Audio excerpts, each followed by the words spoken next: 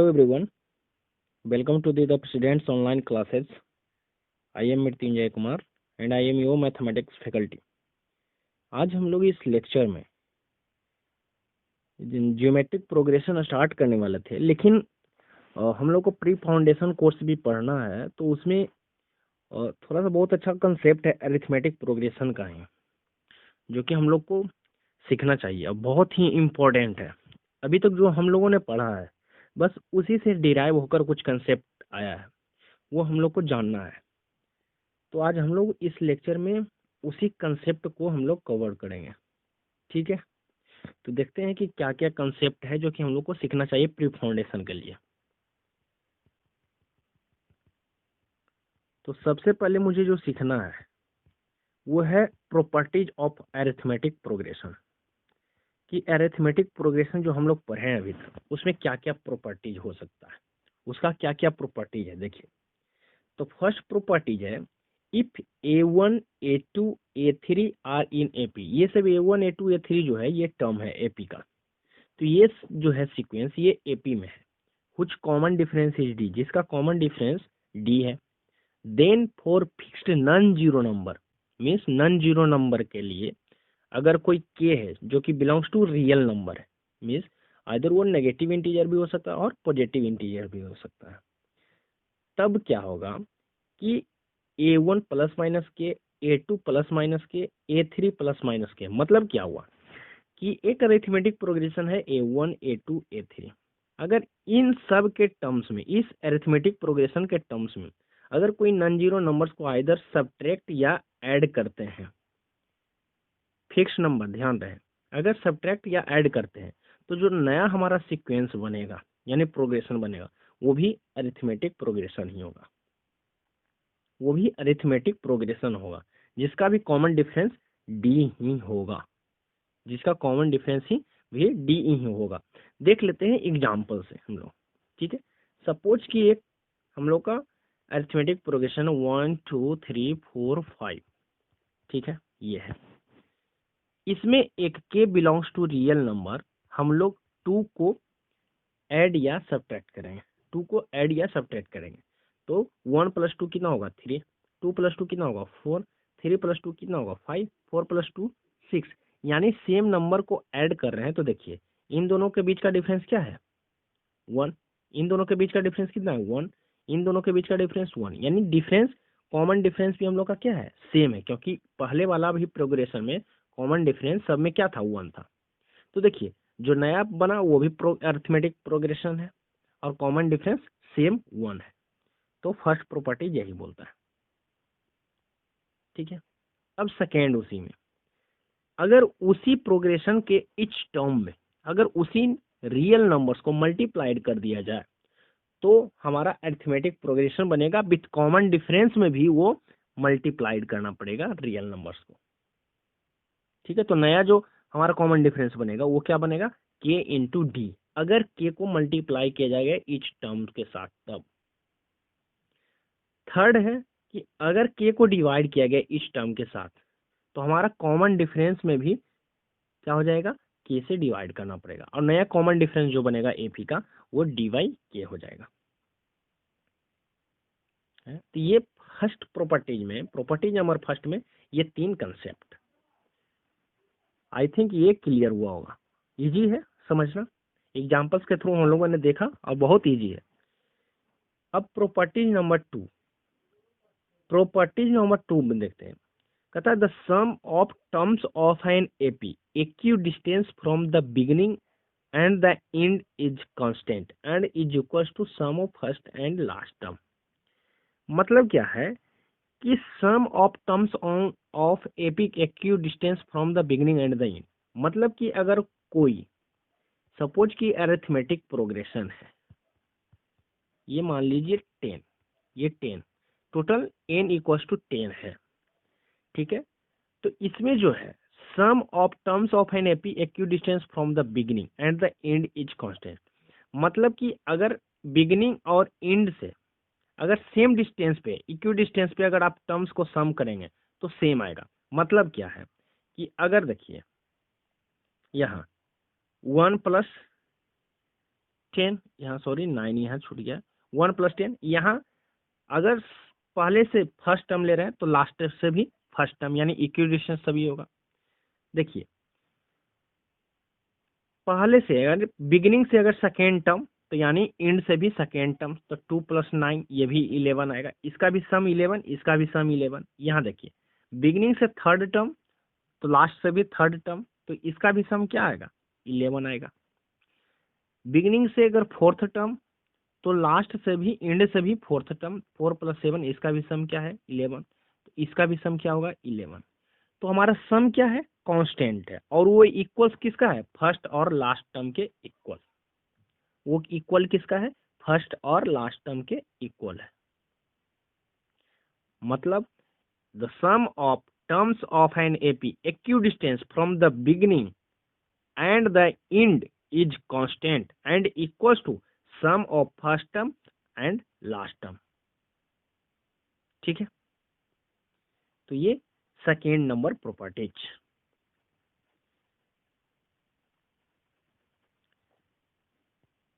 A1 + AN, A1 क्या है first term, AN means last term, तो एंड से लास्ट टर्म क्या होगा फर्स्ट टर्म हो जाएगा, तो A1 + AN इक्वल्स टू होगा A2 + AN-1। AN-1 means last से एक टर्म पहले, अगर हम पहले से एक टर्म बाद में जा रहे हैं आगे जा रहे हैं तो यानी पीछे से हम लोग का एक टर्म आगे आना होगा। ठीक है, वो ये इक्वल्स A3 + AN-2, तो ये second number property. Properties number third कहता any term except the first term, यानी पहला टर्म को छोड़कर, of an AP is equal to half of the sum of terms equidistance from the term. Means कहता है कि कोई भी टर्म एपी का टर्म, कोई भी एक एपी है, जैसे मान लीजिए 1 2 3 4 5 6 7 8 ये एपी है, एपी है विथ कॉमन डिफरेंस 1, तो इसका कोई भी टर्म एक्सेप्ट फर्स्ट टर्म को छोड़ दिया जाए, तो कोई भी जो टर्म होगा, सपोज कि कोई भी टर्म मान लिया जाए 5, ये इक्वल्स होगा क्या equidistance is equals to half of the sum of terms equidistance from the term.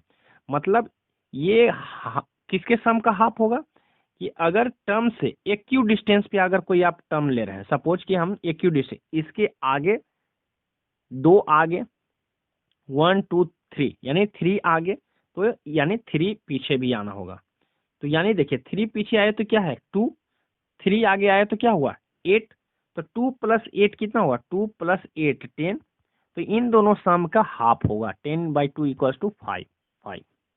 यानी ये सेकेंड प्रॉपर्टीज का एक स्टेप और डिराइव होकर आया है। तो यही कहता है कि कोई भी टर्म एपी के अंदर एक्सेप्ट फर्स्ट टर्म वो इक्वल्स होगा half of the sum from the equidistance of the term, यानी टर्म से इक्विडिस्टेंस पे अगर कोई टर्म्स को चुन रहे हैं, अगर 2 इक्विडिस्टेंस यानी 2 डिस्टेंस आगे चुन रहे हैं तो 2 डिस्टेंस पीछे वाला टर्म लेना होगा, और उन दोनों का सम जो होगा उसका हाफ होगा, वो इक्वल्स होगा उस टर्म का। एक एग्जांपल और देख लेते हैं।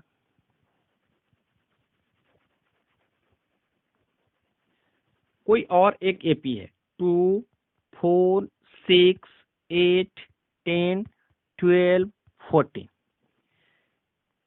फर्स्ट टर्म को छोड़ देना है क्योंकि फर्स्ट टर्म पे इस पे ये लागू नहीं होगा, ये फॉलो नहीं होगा।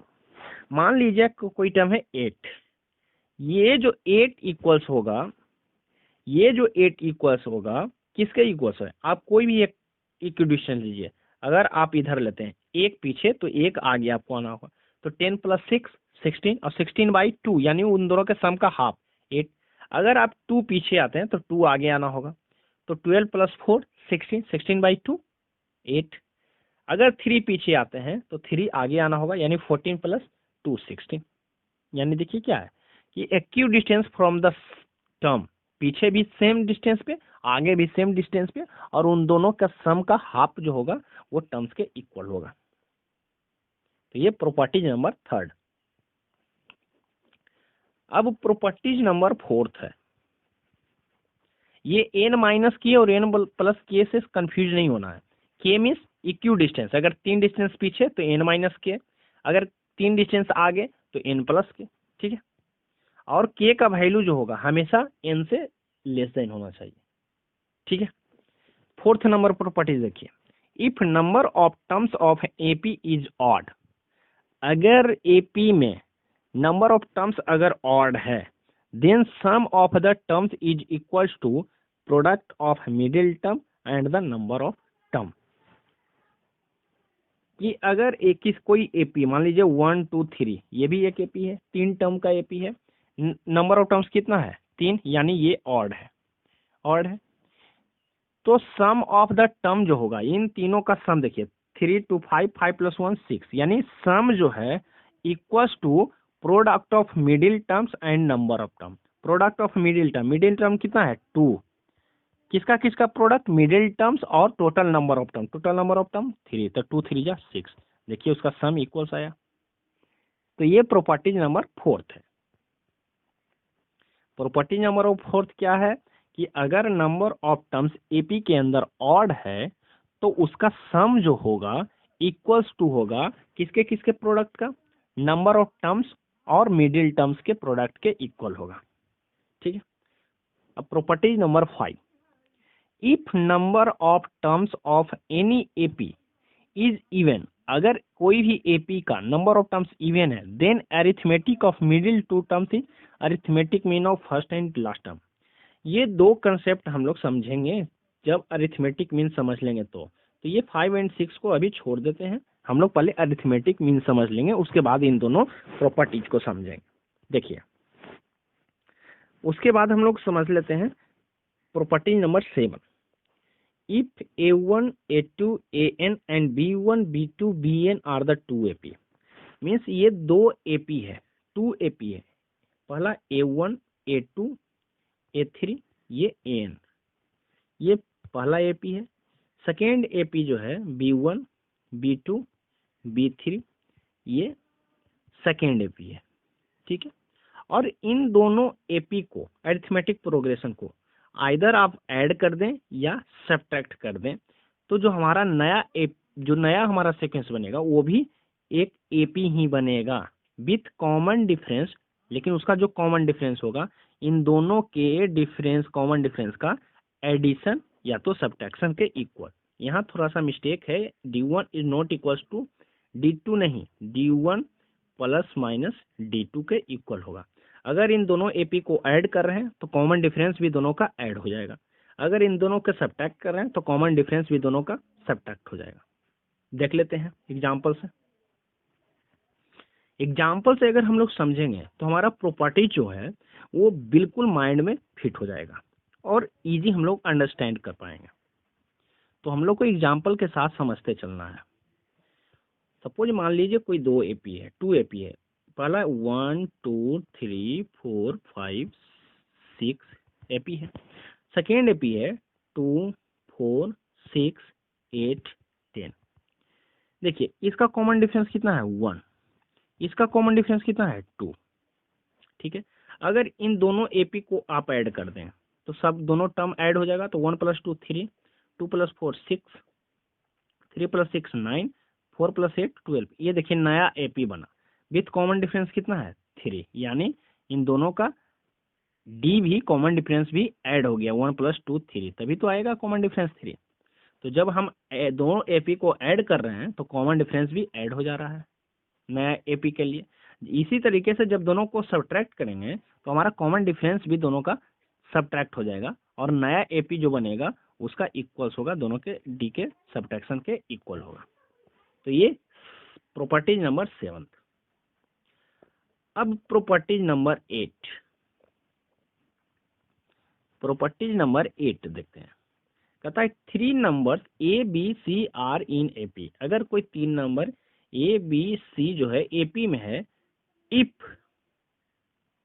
2B = A + C, कब होगा जब 2B = A + C। देखिए A B C AP में है, इट मीन्स क्या है B - A = C - B, B - A मतलब डिफरेंस, तो यहाँ भी डिफरेंस दोनों का क्या होगा कॉमन होगा, तो दोनों का डिफरेंस इक्वल होगा। हम इससे क्या लिख सकते हैं, B को अगर इधर ले आए तो B + B क्या होगा 2B, और इधर जाएगा तो ए प्लस सी हो जाएगा। तो देखिए आ गया यही चीज कि एपी में कब होगा, ये तीन टर्म्स एपी में कब होगा, जब हमारा ये प्रॉपर्टीज फॉलो करेगा, यानी two B equals to A plus C, two B equals to A plus C. अगर टू को हम इधर ले आए तो क्या हो जाएगा, A plus C by two, यानी B equals to A plus C by two. A plus C अब बाई, यानी मिडिल टर्म जो है फर्स्ट टर्म और लास्ट टर्म का एवरेज है। और ये अरिथमेटिक प्रोग्रेशन में सबसे बड़ा कंसेप्ट है कि मिडिल टर्म, कोई भी अरिथमेटिक प्रोग्रेशन का कहीं भी मिडिल टर्म जो होगा वो उसके पहले और उसके बाद के टर्म्स का एवरेज होगा। ये सब बहुत बड़ा कंसेप्ट है। देखिए एग्जाम्पल से समझते हैं। 1 2 3 4 5 6, ठीक है। अब देखिए कोई भी कहीं भी मिडिल टर्म आप ले लीजिए, कहीं भी मान लीजिए यहाँ ये 2, तो 3 + 1 4, 4/2, 2 एवरेज हो गया है 1 और 3 का। अगर हम लेते हैं 5 तो ये देखिए 4 और 6 का एवरेज आएगा। अगर हम लेते हैं 4 तो ये 3 और 5 का एवरेज आएगा। अगर आप 6 लेते हैं तो ये 5 और 7 का एवरेज आएगा। अगर आप दूसरा एपी लेते हैं 2 4 6 8, तो देखिए 6 जो है ये 4 और 8 का एवरेज आएगा, 4 जो है 2 और 6 का एवरेज आएगा। तो कोई भी एपी में ये कंसेप्ट फॉलो करता है। और यही जब आगे हम लोग बढ़ेंगे तो अरिथमेटिक मीन का कंसेप्ट इसी के थ्रू यूज होगा, ठीक है। तो ये properties number 8। Properties number 9, if tn plus 1 tn plus 2 are three consecutive terms of an AP, then 2n plus यानी 2 into middle terms equals to first term plus last term। ये इसी का derivation करके लिखा है, ठीक है, कोई दिक्कत नहीं। Property number 10, if the terms of an AP are chosen at regular intervals then they form an AP। मतलब कोई अगर AP है 2 4 6 8 10 12, ये एक एपी है। तो इसमें कहता है कि आप कोई टर्म्स इसमें रेगुलर इंटरवल पे आप चूज करते हैं। मतलब हम यहाँ से दूसरा नंबर का पोजीशन का हम टर्म चुने तो 4 हो गया, तो यहाँ से भी दूसरा तो 8 हो जाएगा, यहाँ से भी दूसरा 12 होगा। तो जो नया आपका एक सीक्वेंस बनेगा वो भी क्या है, एक अरिथमेटिक प्रोग्रेशन ही है विथ कॉमन डिफरेंस। कितना हो गया देखिए, सेम हो जाएगा। 8 - 4 4 कॉमन डिफरेंस, यहाँ भी कॉमन डिफरेंस 4। तो देखिए एक नया एपी बनेगा जिसका कॉमन डिफरेंस ये होगा, ठीक है। तो ये प्रॉपर्टी नंबर 10। तो टोटल 10 प्रॉपर्टीज है। और इस प्रॉपर्टीज पे एक बहुत ही अच्छा क्वेश्चन है आपको जो कि सोल्व करना है। अगर आपसे होता है तो कीजिए और नहीं होगा तो मैं करूंगा।